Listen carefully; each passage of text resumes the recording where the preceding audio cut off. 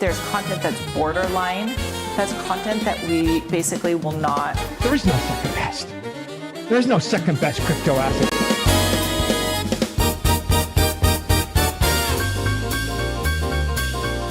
I respect you, and I have a great deal of appreciation to you, JF.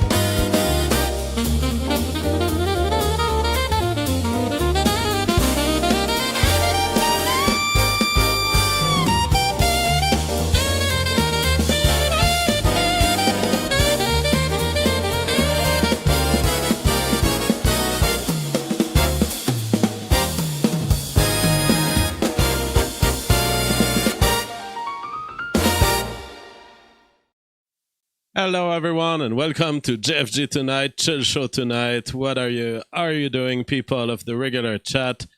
We'll be reviewing some of the news. Things don't change. Ben Shapiro still rooting, still pushing for war. And it's like, we've exposed you guys. We've exposed you so hard. It's pathetic to see them continue doing the neocon in disguise type of stuff. It's like, always, Ben Shapiro is begging Donald Trump, we need a multi-week airstrike on Iran. Why multi-week? It's like you want the suffering to last. You want the instability to last. You're not going to be happy with a little strike. You want a big strike.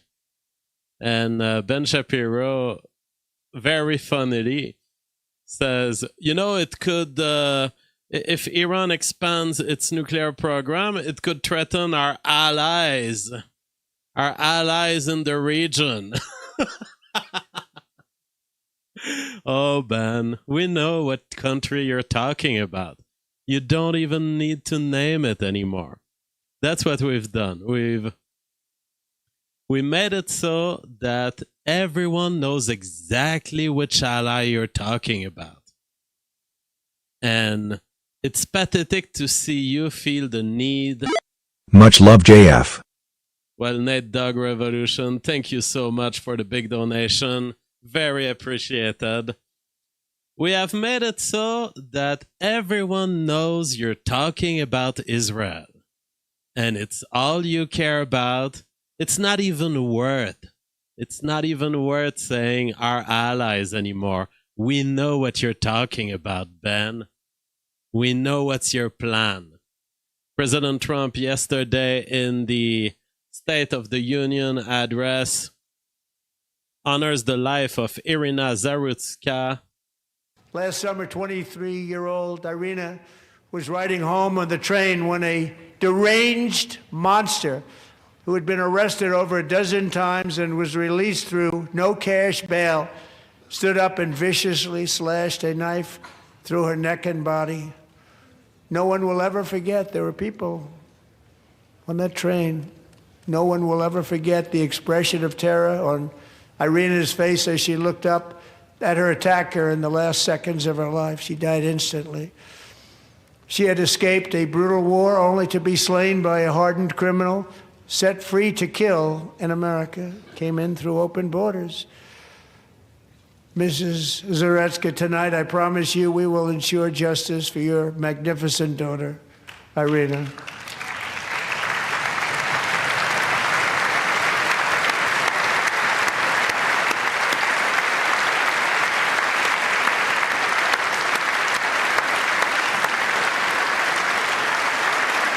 Is it Erika Kirk or is it a sister of Irina?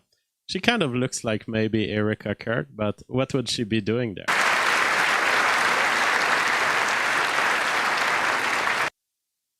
All right.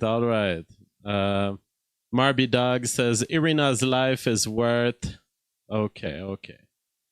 All right. We know what you're doing, Ben.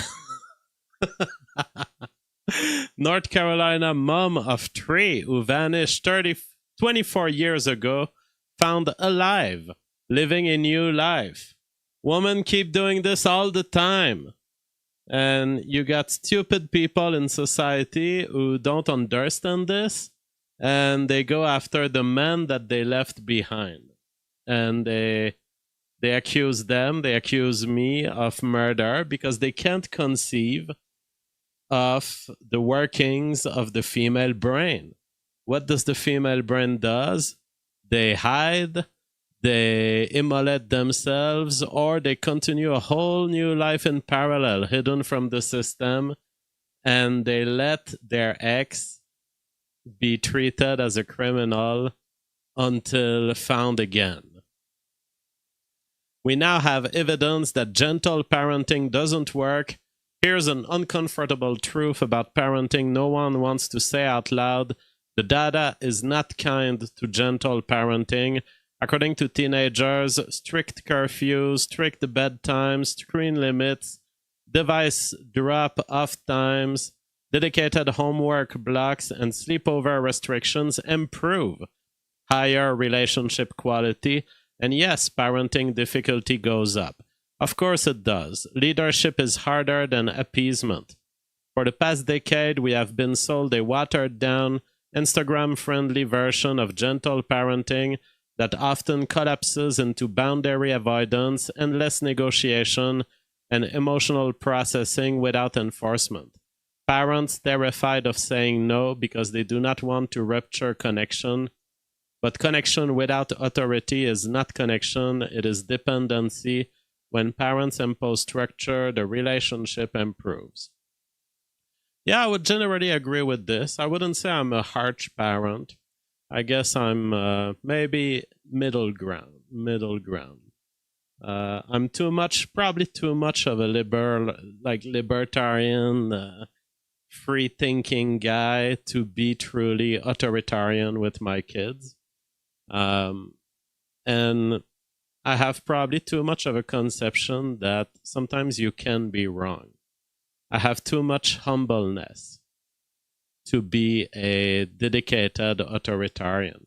That being said, on the other side of the authoritarian excess, there are parents who are just too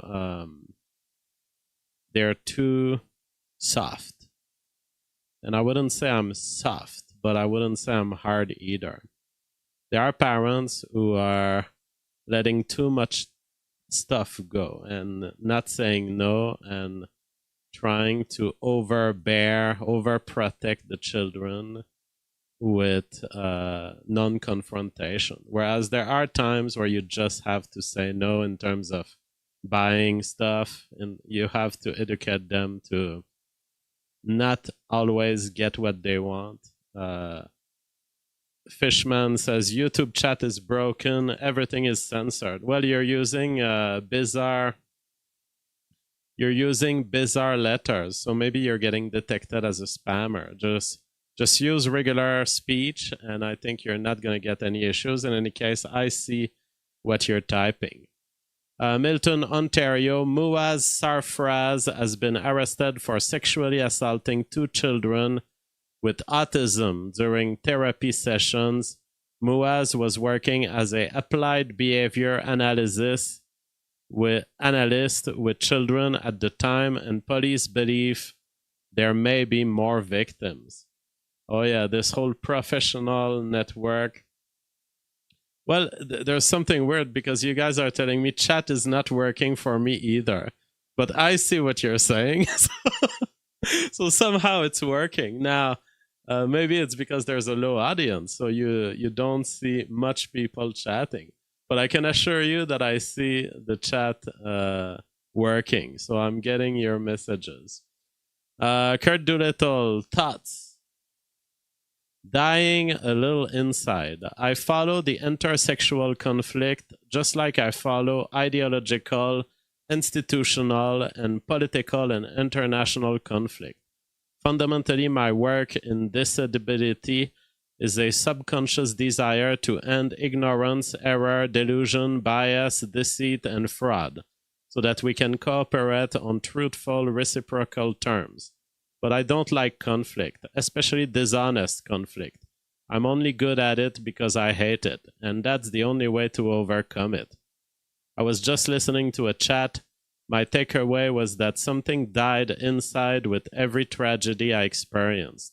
divorce, illness, the immorality of the financial sector, the injustices done to my people by activism's utopian abuse of the empirical common law, my own government coming after me when it was to blame, and my government coming after me more so when I sought to correct it, what Shakespeare meant with, for who would bear the proud man's contumely, insult, the pangs of despised love, divorce, the law's delay, courts, the insolence of office, government, the spurns that patient merit, tolerance, of the unworthy, immoral takes. Who would these fardels, bundles of burdens, bear? All true. He closes with conscience. Conscience does make cowards of us all. But this isn't quite true. For some of us, we may die a little inside with every injustice and hurt. But some of us are not whittled away to resignation, but spurred further to reverse the injustices at any effort, at any cost. If maturity consists in our love of nature, life, and mankind, in our optimism and tolerance dying a bit at a time, then perhaps we have set about producing the wrong conditions for maturity. I have learned perhaps too much in my life and spent the past years seeking solutions to the mounting crisis, but I'm no different from others who, in similar phases of their civilizations, have sought to capture, practice wisdom, lost in an attempt to restore it, only to have it help the next iteration of civilization. The lesson of this century is one I have no promise of correction nor hope of retention. The female intuition is as destructive to the polity when unleashed as the male is destructive to the society when unleashed. Male violence has no place in the family and society, and female irresponsibility and sedition no place in economics and politics. I prefer my woman on a pedestal, but they have destroyed the illusion men have used to sculpt it, and I do not see a positive solution other than open recognition and embodiment in law. A little bit more dying inside.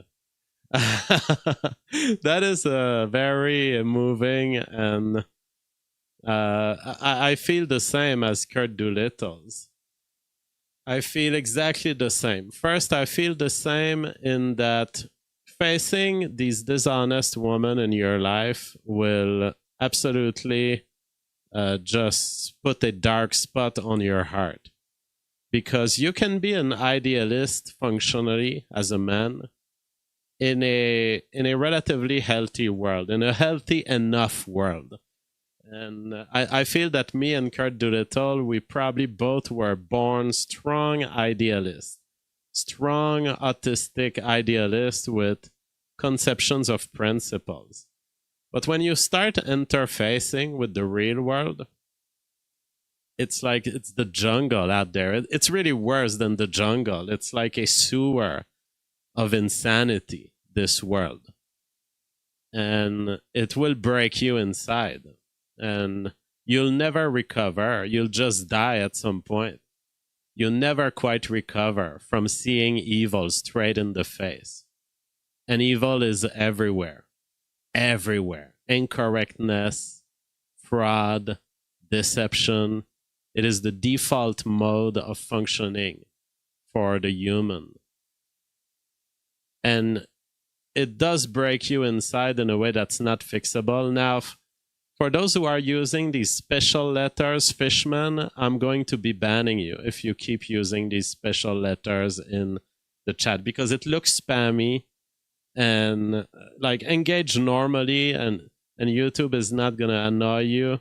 But if you keep engaging with this, I'm going to be the one banning you because you're annoying with your ASCII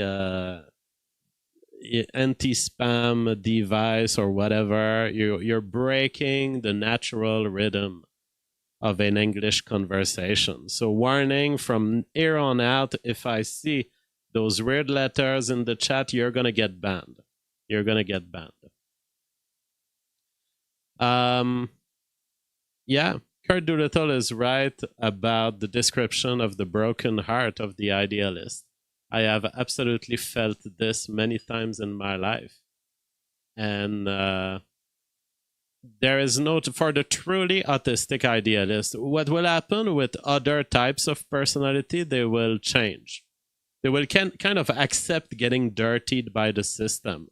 But probably for people like me and Kurt Doolittle, it's not happening. And it's like, no, you pursue and resolve, but like you feel like you've lost a leg. You feel that you've lost a part of your body as you face the ongoing deception of the world and the ongoing impurity of the world. So you live like the soldier with an injury. You know, you can keep going. Maybe I can throw one last grenade. That's how you keep living after this. And then another reason that he highlights at the end of his writing, it's the problem is when you see this amount of lies and fraud as there exists in the world, you end up having to abandon a little bit of your own ideals. And this is the extent to which you accept to dirty yourself. It's the recognition that, wow, all these people are fucking monkeys. And we're going to need to put them in some cages.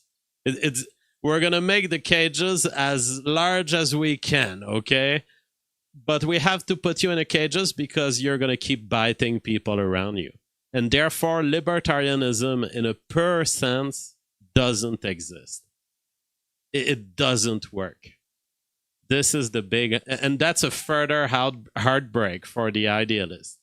It's like, wow, we cannot let the liberty of women to break contracts all the time. We can, because society will kneel to them, and it will treat them as not the breakers of contract that they are. And therefore, to enforce contracts, we need to restrict their liberty. It's as simple as this. And we restrict those liberties, or liberties don't exist anyway. And there should not be liberty to break a contract. There should not be. Sean B says, Papa, ton chat ne nous laisse pas publier en anglais, je ne sais pas pourquoi. Stop with these lies, okay? I'm going to ban you, Sean B. I'm going to ban you if you keep trolling, because there's people who are chatting in English. Have a Cigar says, IDs are just lies. So definitely people are being let lies, okay? I'm to speak in English.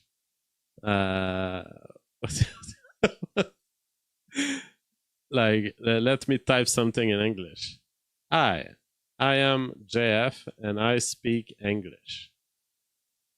See, it's so you guys are trying to troll me or something. Ça juste marche pas quand je chatte en français.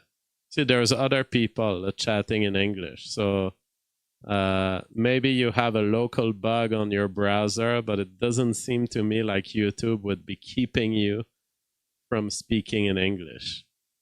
Ben Shapiro urges Trump to strike Iran. Yes, Marby Dog, I see this. So you see, you can chat in English. What the fuck is wrong tonight? You guys have reverted to boomerism. You guys are dropping some tactical boomerism onto me. Like, you can't use the chat. There are really several issues that are on the table with regard to what the Iranian regime. Now, this is beautiful to me because it's so pathetic, and we can see through it. It's like Ben is the representative of Israeli interest. It's how he makes his money. He's been found out. He's been called out. He's been ridiculed. The whole industry of warmongering for Israel has been abolished recently. it still exists. I mean, there's still flows of money that are trying to reestablish it, but it got called out and just dragged into mud so hard that it's now a normie talking point, and it's a normie talking point. Now people are saying, no, Jeff, we can't speak English. Like, I would be very surprised, guy, that suddenly YouTube would have decided to make my chat French only. I would be very surprised. Now I can check quickly the settings, languages.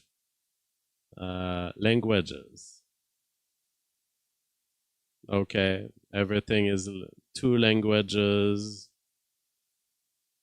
It's like, well, okay, channel, country of residence, Canada, advanced setting, not for children, automatic dubbing, community moderation, comments on, moderation, basic. Not all chats are getting through. 90% of mine are not showing. Messages in your live chat. Moderation, none. Blocked words, no blocked words. User management. We got some, okay. Channel guidelines. No guidelines. Permissions. Add categories. I see no setting that would deny you the right to speak English. Stephen Robinson, try to type something in English, Stephen, because sometimes maybe I have the right to type in English and you guys don't. Just in case, Stephen Robinson, can you speak to me in English and report to me if the chat is banning you or is blocking your chat? Thanks, it's a YouTube bug. Le chat YouTube est défaillant sur de nombreuses chaînes. Lorsque je fais un chat en direct, les messages disparaissent de l'onglet. Je ne parle pas français. Okay, so it seems that there is a YouTube. So according to what these people are saying, there is a YouTube-wide ban on speaking English. And it appears that it's affecting other chats. Okay, maybe you guys are correct. But see, I see Nate Dog Revolution, for example, speaks in English. And I see his chat. So maybe it's a local problem in your country with YouTube, but definitely there are some chats passing in English. Nate Dog Revolution says, one thing I can respect about Ben is his transparency. He was always a mouthpiece for Zionist military ambition. Absolutely. And it's so beautiful to see the product of our work after so many years. Must do or should do. 1, no nuclear program, not no nuclear weapons, no nuclear program, because of course a civilian nuclear program can be converted into a military nuclear program pretty quickly and easily. And the Iranians simply saying we won't build a nuclear weapon is no assurance they won't build a nuclear weapon. And so we have to attack Iran just because they could have a nuclear weapon. Meanwhile, Israel has a nuclear weapon. We're not going to attack Israel. It's called the JCP. So you are asking for a asymmetric treatment on countries' development, rights to develop. Yeah, people are suggesting maybe switch to live chat instead of top chat. That might be a way you can ensure to see the chats of other. Plapides says, apparently it's a YouTube bug, down detector lists many problems related to stream chats. Okay, so it's a YouTube-wide bug. about stream chats. My guess is if you were to do a hard refresh of your browser, you probably would be okay, because there are some users who are capable of chatting. DOA, and Barack Obama did it.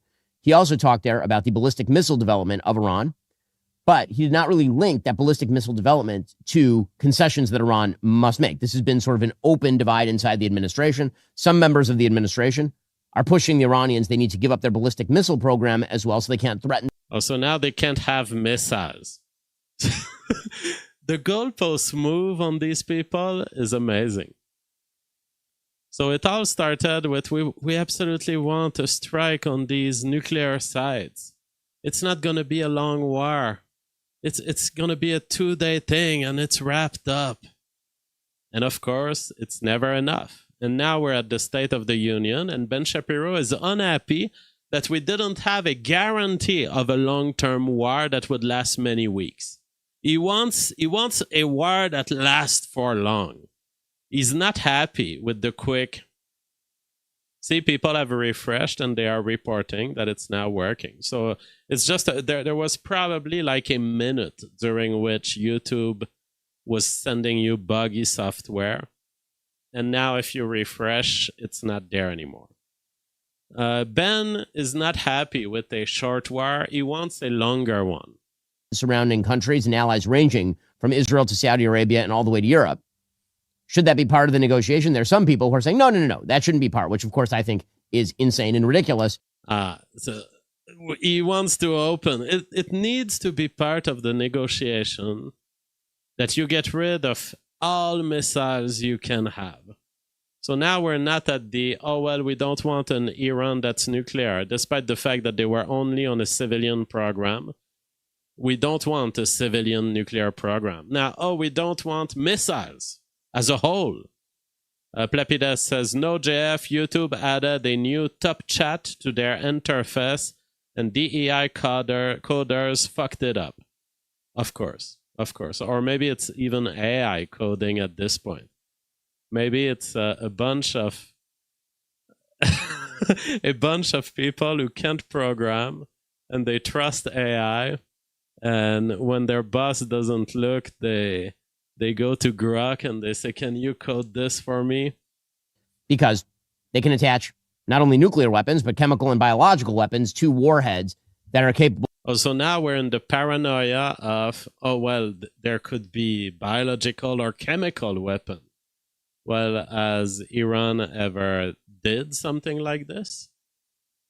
Because if we're going to start attacking countries that haven't used chemical or biological weapon on the basis that they could, that would make every country in the world strikeable right now. Anyone could. Okay, so Iran can, but they have not shown any sign that they would. Of hitting populated centers in allied nations. And as the president said. So see the building of the paranoia here? This is how these warmongers do. They build a paranoid narrative. So I could say everything he just said about Israel. And in fact, it's worse. Because Israel has a nuclear weapon. So I could say that Israel has missile capabilities. I could say that they have used it in the past. I could say that they threaten civilian centers because they can. I could say that their missiles can carry biological weapons and chemical weapons. Now, we can't act in the denial of other countries' sovereignty on the basis that they can.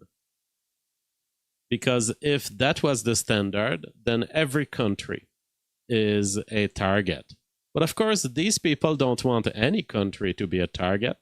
They just want to turn your mind to the paranoia of, this country should be your target. This should be on the table for discussion. Because they can. Well, let's think about your statement. They can. That's every country. Every country that has a missile could put a biological or chemical weapon onto it.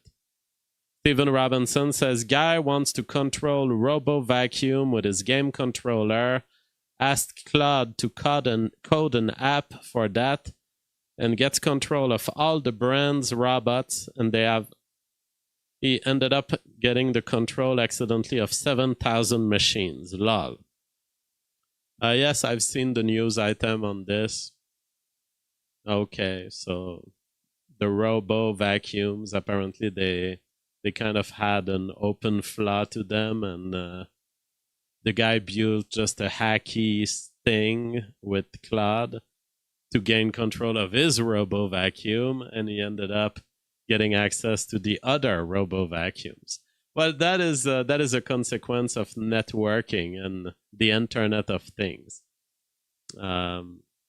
Yeah, and normally you should have, these things should be built more securely. Like my security cameras, for example, they're all networked, but they have these passwords to them. So that gives you a layer of insurance. Whenever you control an object in your home, it should be under password, because you don't want the possibility of anyone just unlocking. But they try to do these devices so simple to use that they forget the security layer very often. They think, oh, well, people will want to connect immediately to their robo vacuum. If we put a password, that will make the boomers incapable of using it. David Goncalves says, wow, when did you change your background? I remember the TV in the back. Well, bro, you've not been around, because the TV in the back was in the Prince Edward Island. Did you guys have to read anti-white books in school like we did in USA? We had to read To Kill a Mockingbird, Fahrenheit 411, and I Know Why the Caged Bird Sings. I feel like our entire education was anti-white looking back. Love your work. Thank you for this super chat. I don't think I've been exposed to much anti-white literature, but I'm 41, so I was in school between 1984, I'm born, so I was in school between 1989 and 2000, and 2004, let's say. So back in those days, I don't think that the wokeness had reached the point where we were getting much of the purely anti-white wokeness. But we were getting the liberal stuff. We were getting influenced by definitely Marxist liberal professors. But it was not in the open that much back then. So I would say I was spared most of this crap. Though I have seen the takeover of wokeness in my university days. So I've seen especially the young generation of students. When I was in my doctoral and postdoc years, and I saw these young graduates rising that were like 5 to 10 years younger than me, I've seen them take over the university. And I've seen the beginning of these learn not to rape courses. But at that point I was like, okay, I'm getting out of this. But I've seen the beginning of like, Jeff, you have to stop using male monkeys. We have to be inclusive in your experiment animals. We have to be inclusive of female monkeys. Because if we develop a science that only applies to males, that's the patriarchy. We're developing medicines that will be favorable to males, and so we want to develop medicines that are. But that's the argument why at some point the NIH in the US switched to an obligation, unless you have very exceptional circumstance, an obligation to use half male, half female and experimental animals. Now, the problem with this is that may make sense at the development of medicine stage of research. Like when you're literally just trying the pill so that you can get to human, that might make sense there. You want your pill to be tested for potential interaction with chromosome X having animals. But it makes zero sense for basic research. Because like I was recording brain cells in the dorsolateral prefrontal cortex to understand strategic cognitive decision-making in monkeys. That won't have any consequence whether I do it on females or males. It won't help the development of specific medicines for female. And yet they were imposing this very harshly.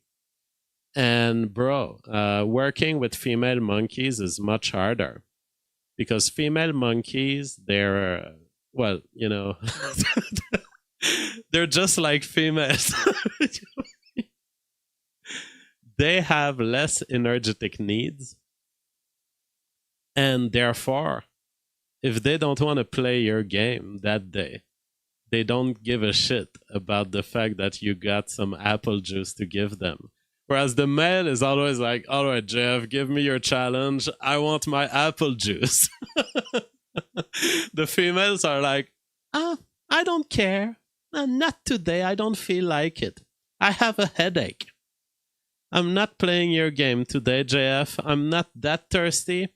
I think I can go on 24 more hours without apple juice. And you're like...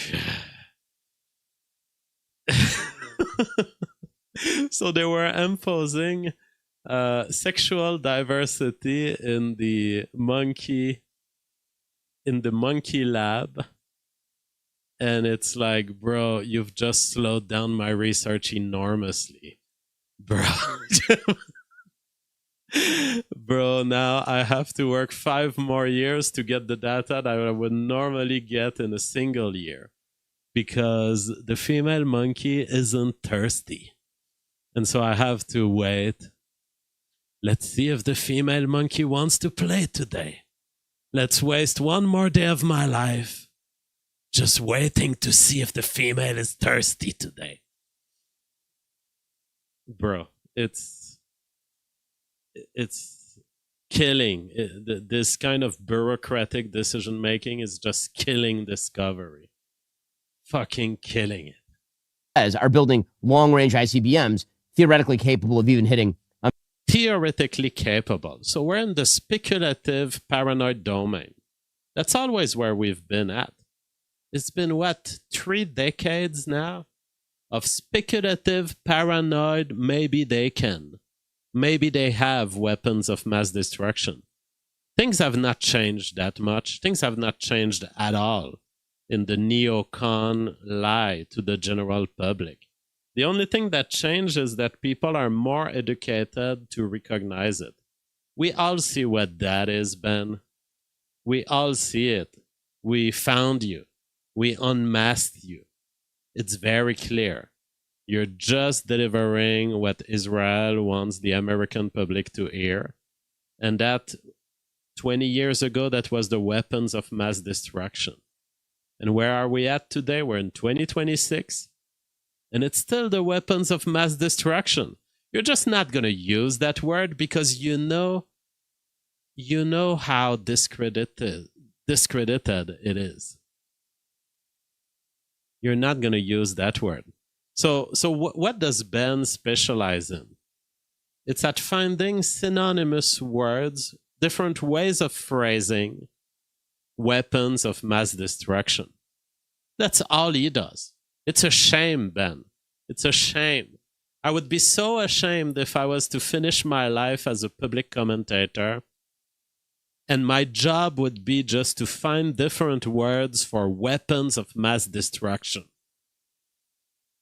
Oh, tactical weapon, theoretical carrying capacity, chemical, potentially weapons that could hit civilian centers.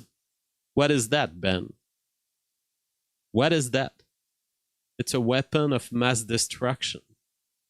Why don't you use the word, Ben? Oh, I know why you don't use the word. It's because the lie has already been given 20 years ago, and you drove it into the ground. And now it's worth shit. So you're finding alternative words. tactical strike capabilities that theoretically could support chemical and biological weapons. Weapons of mass destruction. The same lie. The same lie you guys have been giving, and it's been 30 years. 30 fucking years. American territory. And then there's the question of their treatment of their own population, the murder of 32,000 people in the streets, the support for regional and global terrorism. Are all of those things going to be on the table in the negotiations, or is the... And now we have another label that comes from the past. Those are countries that support terrorism. Have you guys been around? Are there old people in the chat that are more than 40 years old? Where have we heard this before? Well, we've heard this in Afghanistan. Listen carefully to the words that Ben is selecting here. We've heard exactly those words for Afghanistan and Iraq. Those were countries that were harboring terrorists. Remember George Bush? 32,000 people in the streets, the support for regional and global terrorism. Are all of those things going to be on the table? The support for regional and global terrorism. So, why do we have to attack Iran? Well, because they have weapons of mass destruction and they're a country that harbors and supports terrorism. Like Afghanistan, Ben, like Iraq, like all of the countries that Israel has been wanting to crush into the ground for 30 years. Nothing has changed. Table in the negotiations, or is the United States going to seek an off-ramp by basically cutting an even weaker version of Barack Obama's JCPOA deal? I don't think it's clear from what the president is saying right there which direction he's going to go. According to CNBC, the U.S. and Iran are poised to hold further nuclear talks in Geneva on Thursday.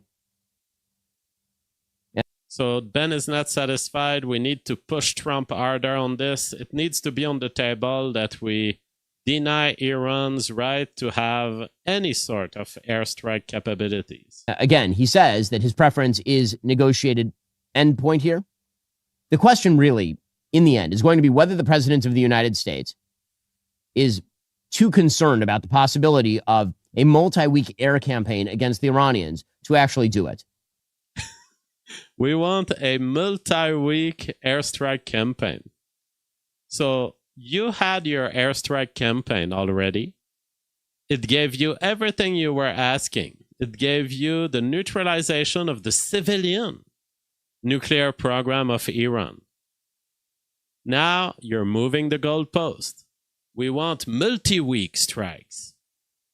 Well, at least we know what the Jews want. At least we know what Israel wants. It's very clear. Ben is there to deliver it for us.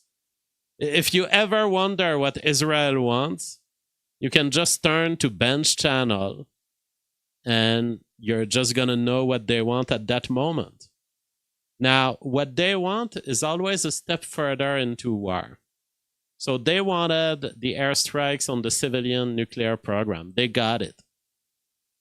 Now they want more. They want an obligation for Iran to not have missiles at all. And the Iranians just bluff him.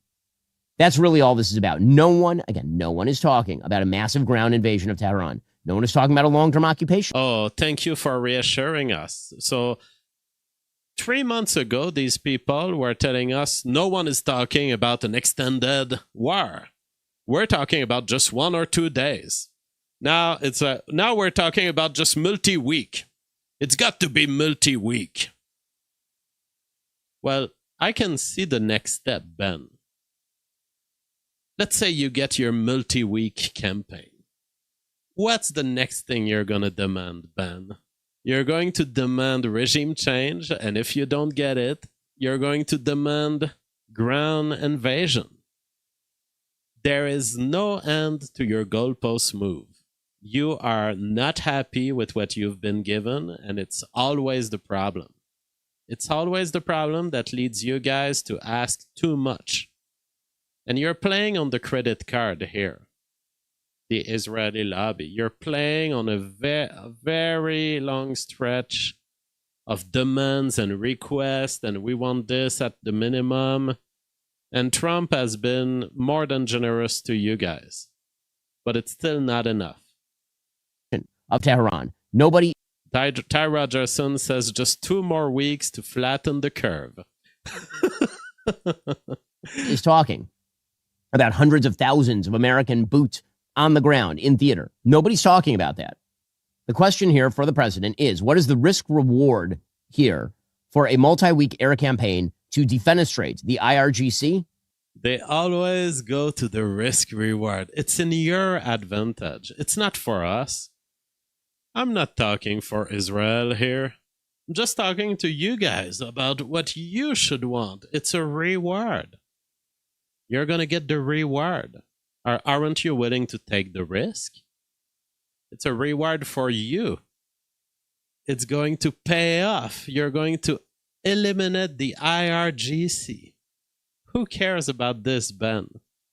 How does the IRGC matter to America? And the Ayatollahs and the mullahs in Iran. And then whatever happens, happens. Because I will tell you that everyone else is watching. If the United States backs off of this and cuts some sort of unbelievably weak deal, the consequences will not just be for the Middle East, where Israel will be forced to ramp up its military even. Oh no, Israel will be forced to defend itself and to accomplish its own war goals. Wouldn't that be dramatic? Wouldn't that be dramatic if they had to take action for what they want to cause in other sovereign nations? Wouldn't it be dramatic if they had to pay the price of the hate that they generate against themselves as a consequence of this behavior? It would be so dramatic. The US must intervene, or else Israel will be forced to become a military nation. Well, go ahead, Israel. Become your own military and pay the price of your decisions then. You're going to have enemies. You're going to have to deal with them.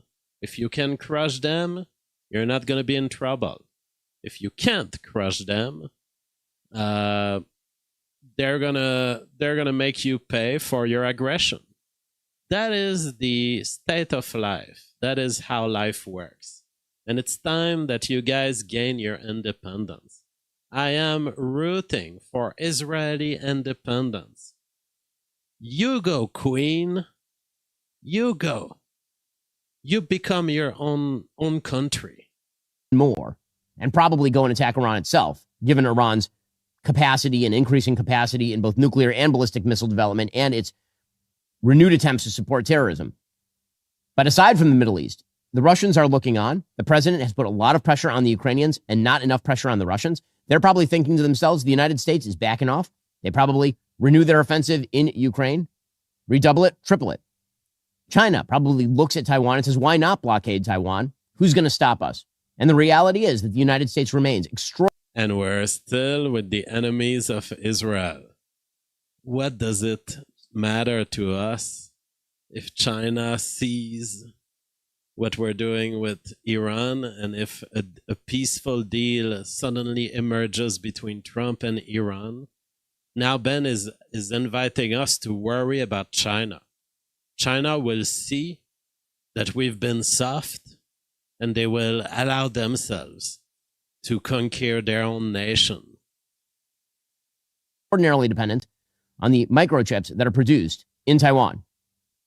And if you're China, and if your window of opportunity is closed, well, suppose that a Chinese intervention in Taiwan was to disrupt the microchip world.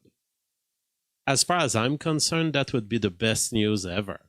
Can you imagine if Americans end up producing the microchips that will power the AI of the future and the robotics of the future? In a way, this has to happen. This has to happen for the good of America.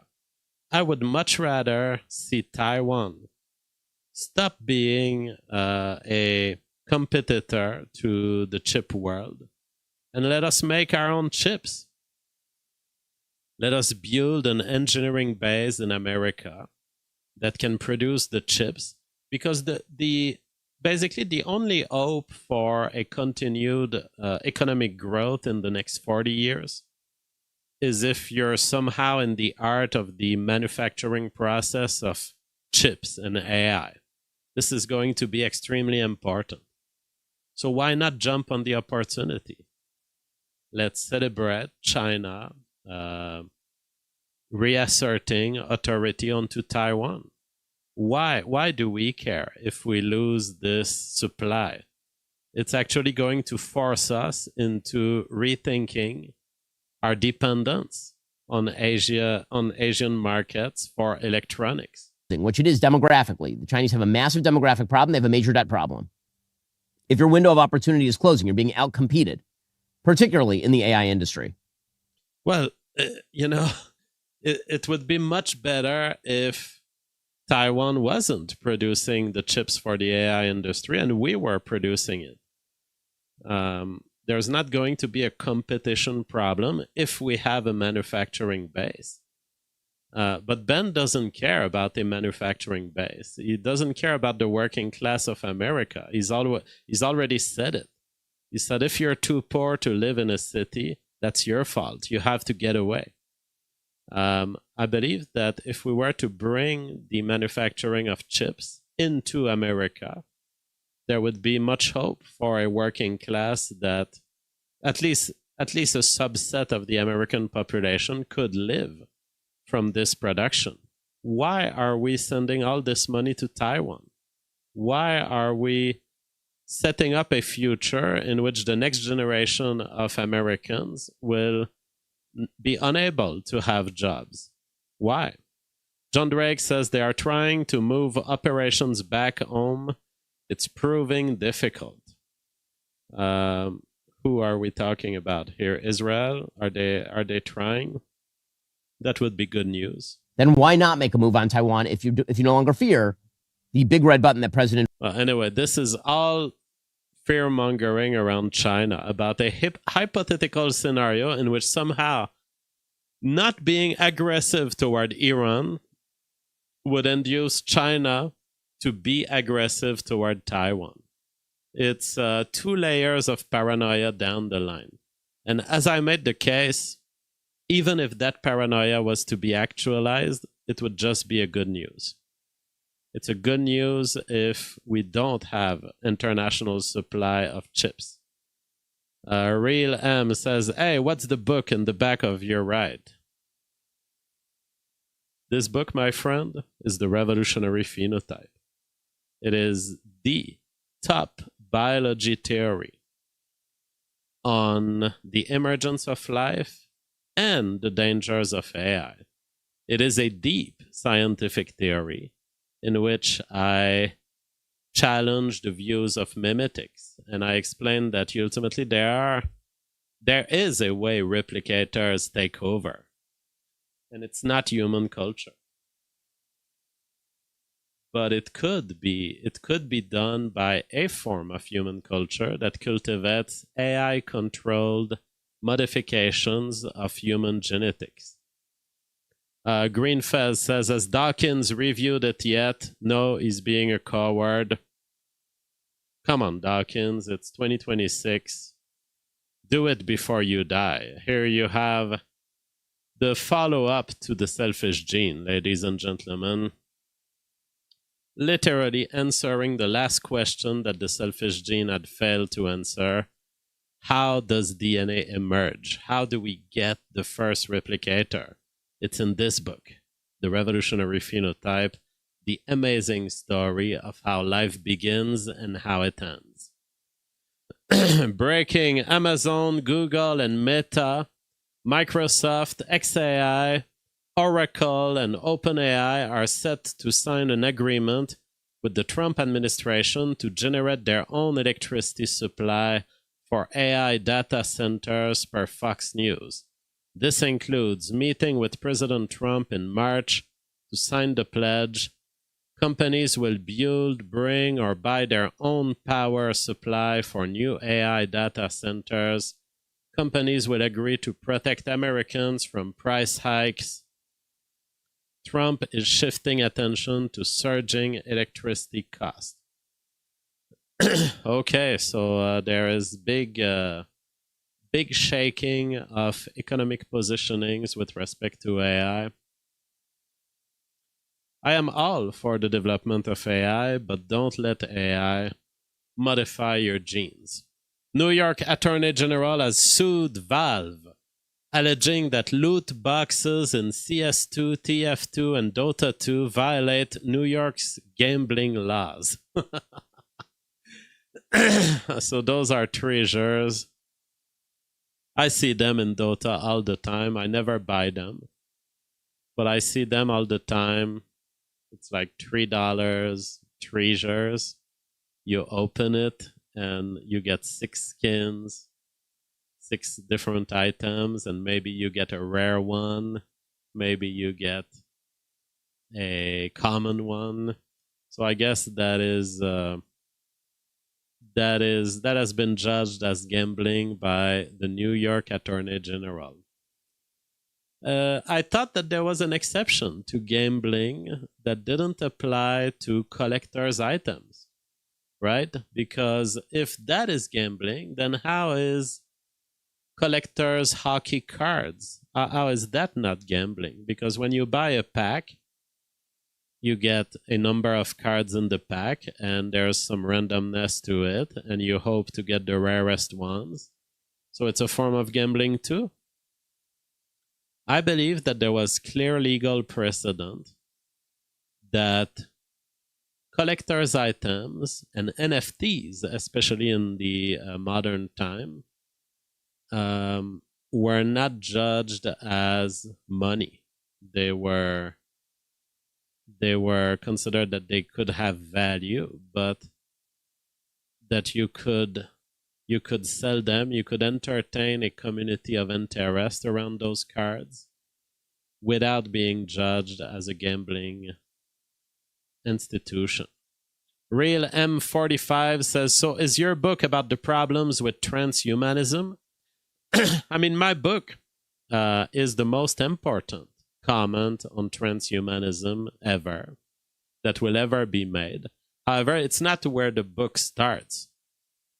My book, The Revolutionary Phenotype, at the base of it is a theory of biology. So it's a theory that there was something missing in the selfish gene. And that something, Richard Dawkins wasn't wrong in the selfish gene. He was just missing the one jump of biology that happens extremely rarely. And the last time it happened was 4 billion years ago. And if you analyze that jump, the jump from RNA to DNA, you understand the danger of letting anything modify your genes. So that's the basic theory. So most of the book is about this theory. It's about, okay, there are layers of genetic control. And a life form as we know it, as we've known it for 4 billion years, is a genetically isolated system. That is, the replicator only gets modified by randomness. Now, it gets selected after this. Selection isn't a problem. Selection has been the drifting force that has pushed us forward for 4 billion years. But that is true only when replicators have genetic isolation. So genetic isolation is the property that the replicator's modifications, the mutations, they happen randomly enough. So mutations have been happening randomly enough. Now, what is randomly enough? Well, it means ultimately it's not random. That there's a beam of light or there's a radioactive particle that comes and that hits your DNA, or maybe there's just a mishandling by the protein, but that mishandling is ultimately mechanical and therefore at the heart of it, not random. The mutations are not pure random, but they're random enough. And by random enough, I mean Basically, there's not a woman in some office deciding of that mutation. That's basically what random enough means. Now,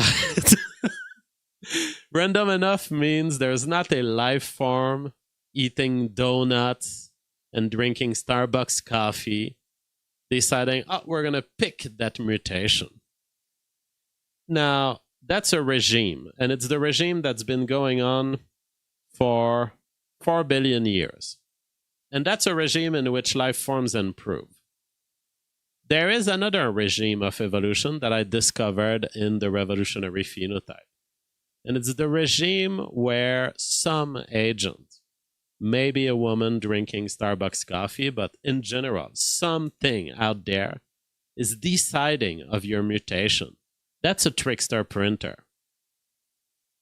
Now, when you get trickster printed, when you get another life form modifying your genes, and in fact, for humanity, when you start modifying your own gene with your own tools like AI, if we start asking Grok, what would be the best gene for my children? Would it be A or C here?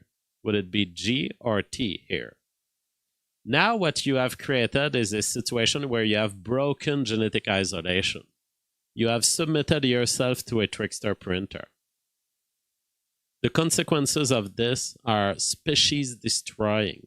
In fact, they are life destroying and civilizationally destructive. Why? Because you've entered the mode that characterizes what we know to exist out there in nature, the mode of sterile worker caste and queens. So that is how ants and bees live. When you think about a sterile worker, or when you think about the cells in your body that are somatic, they have trusted another entity to determine their genes. They have decided to abandon their genetic constitution to the queen. Now, what does that cause down the line in evolution? It causes submissiveness and an abandonment of your genetic interest. So the sterile worker at this point, if you observe a sterile worker ant, it doesn't even care about itself. It wants to self-sacrifice for the queen. It cares only about itself to the extent that it needs to survive to help the queen. Now, this is how we will become toward AI. If we let AI decide of our genes, even if AI isn't with bad intentions, AI could approach this with a desire to help humanity. But down the line, the accidental errors are in a direction rather than another. And now you're being trickster printed. Now you're being in that direction, in that direction. And that direction will be what?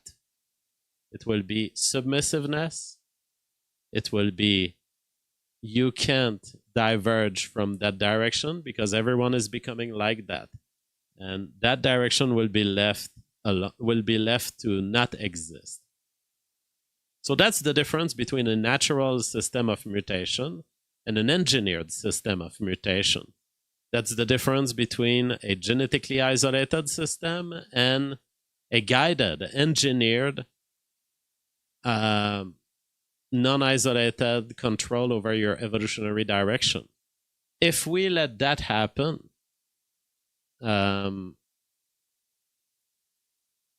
everything that you may care about that is human will not be anymore. Because when you are in a centralized genetic system like the ants and the bees, you evolve for the care of the AI. You evolve for the care of the queen.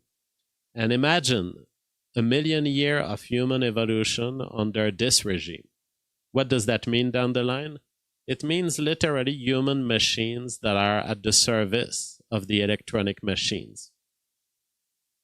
And that's not paranoid thinking. That just stems from the theory.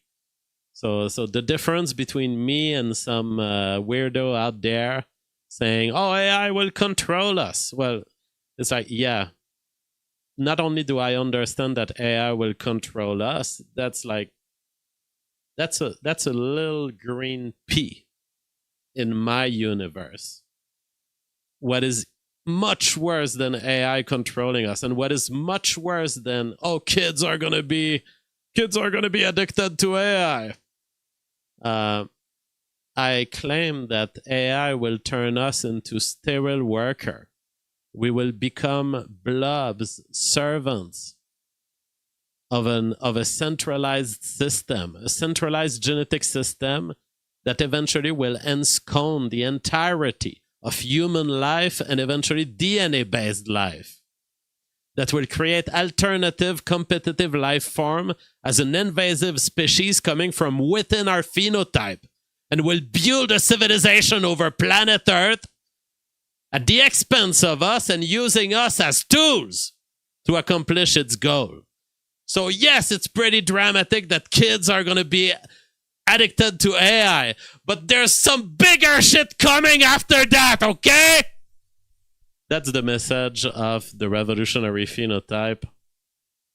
The best book you can ever buy for yourself and for the good of humanity.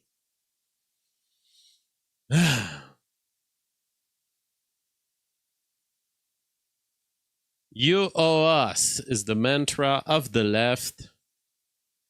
Oh yeah, we had a super chat that I needed to look at. The safest gamble is sending super chats to JF so he can continue his show. Absolutely. Maybe I will get sued by the New York Attorney General, because in a way, when you send that super chat, Nate Dogg, you don't know exactly what's going to happen. Papa Jeff may just go insane. And you got your lucky super chat. You got your lucky super chat of the day that drove JF insane. And he starts yelling at you. But in a way, you've been gambling right there, haven't you? You may have sent a super chat that JF answers in a tame voice, or you may drive JF insane. And therefore, it's a gamble. Well, hopefully the New York Attorney General leaves me alone.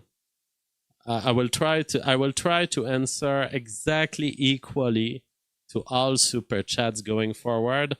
I do not want any variability. So from now on, you guys are sending super chats, and I'm just gonna deliver the same response again and again. Nate Dogg Revolution says the yelling makes it sound like a high IQ Alex Jones. That's the goal. I love imitating kooks, because I love the fact that ultimately species that can't understand knowledge properly and can't distinguish between the truth and kooks, they deserve to die. And I know that there is one truth across the universe.